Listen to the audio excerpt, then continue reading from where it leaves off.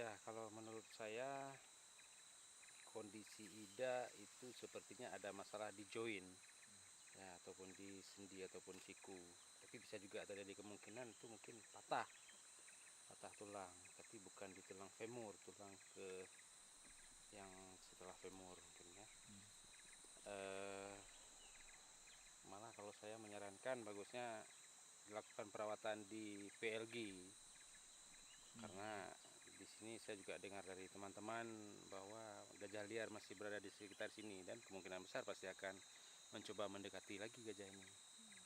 Nah, itu yang pertama, karena adanya gajah liar mungkin di sekitar sini. Yang kedua, kita juga harus pikirkan makan si gajah ini bagaimana untuk selanjutnya.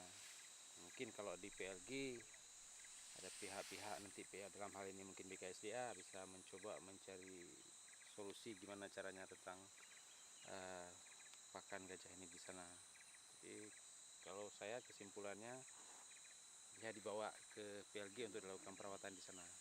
Karena kalau di sini tidak dimungkinkan. Mungkin yang bisa kita lakukan cuman memberikan anti sakit ya, peredar sakit itu saja mungkin. Radang mungkin cuma radang dan peredar sakit.